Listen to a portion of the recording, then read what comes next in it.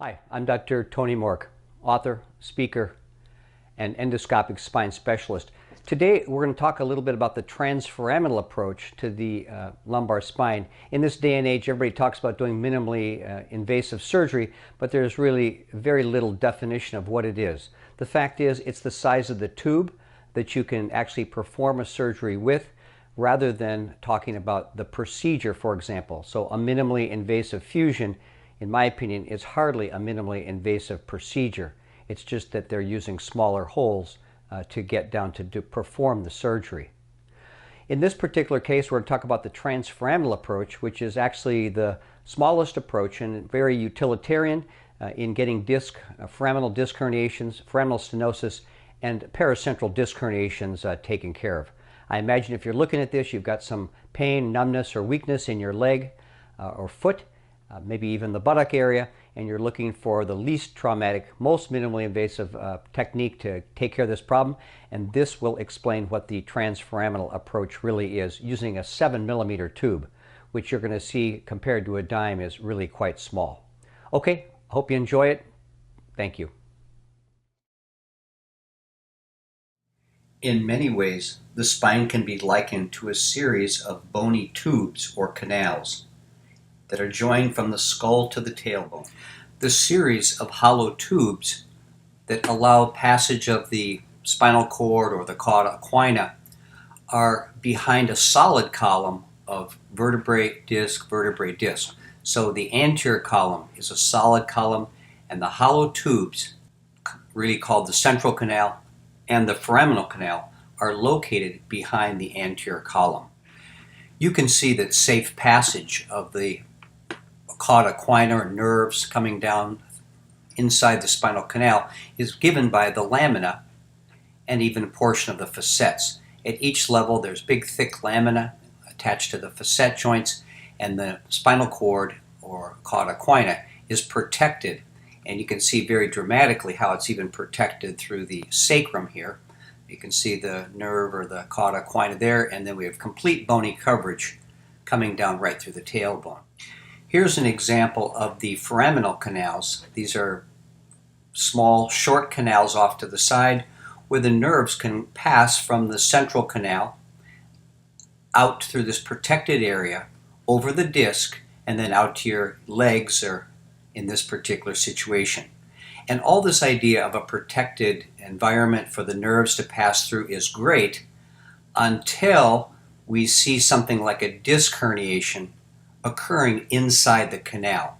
At this point, we have a problem, because the canal, designed to give it a closed space for protection, is now the problem when you've got some extra material like a disc herniation pushing against the nerve in this situation. Now, if there is a problem inside of the hollow tubes, like a disc herniation, and we have to remove it, we're going to have to look for a doorway that's safe to enter the spinal canal or foraminal canal and remove the disc herniation.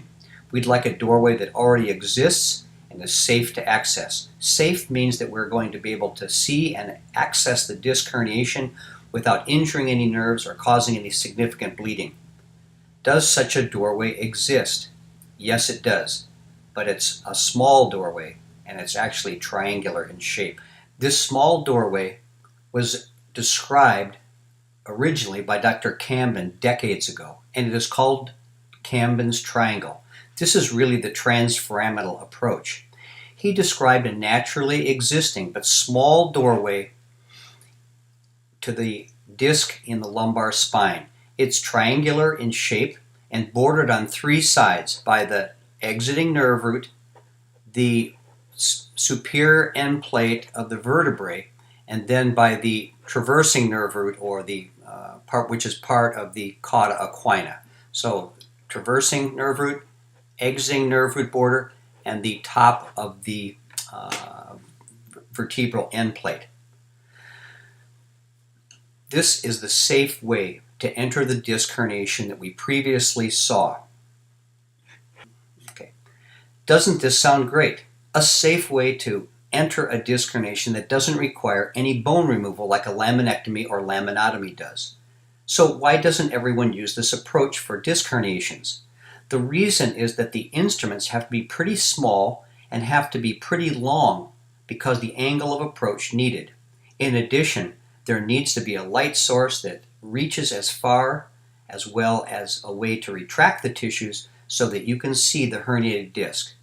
Is such an instrument available? Yes.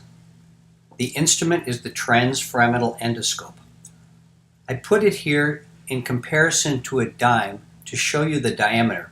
This is a 7 millimeter diameter scope. A dime is 18 millimeters in diameter. And we can see that it has the length to get down to the Camben's triangle through the thicker muscles and all of the back. Although the dimensions are a little different, it's basically the same instrument used in knee and shoulder surgery. The arthroscope essentially revolutionized knee and shoulder surgery back in the 80s, and other specialties have followed, like general surgery and gynecology.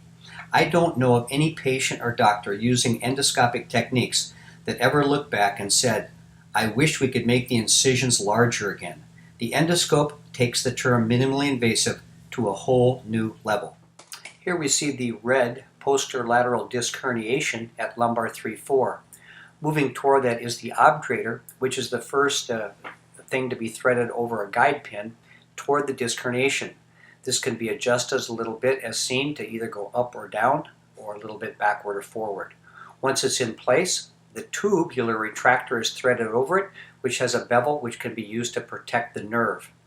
Once this is in place, then the endoscope is then pushed through the tubular retractor, so that it actually can be up against the disc or inside the disc to begin doing the discectomy.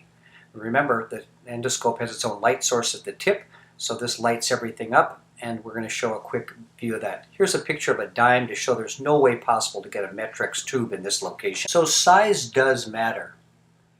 It matters in terms of what you can access and where you can go, not to mention minimizing collateral soft tissue damage. The transforaminal approach is indispensable to remove certain disc herniations and represents the ultimate in minimally invasive spine surgery with a diameter of 7 millimeters. Okay, next let's take a look at a couple of examples of how to use this. Well, here we are actually inside the tube and we're looking through the endoscope. The little grasper is being passed to the center of the endoscope and we're grasping a degenerative disc. As you can see, it's a little rubbery, it's a little disorganized, and it's not like one nice piece of tissue. It's coming out in pieces. It requires some twisting, like maybe a piece of spaghetti. In any event, with a little encouragement, it just continues to come out piece by piece, and until we actually can get to the end here, when we pull it out and we see a space below. The space is actually an annular tear with methylene blue staining. We can actually get to see where the tear has gone out. So that's it. Disc herniation, annular tear below it.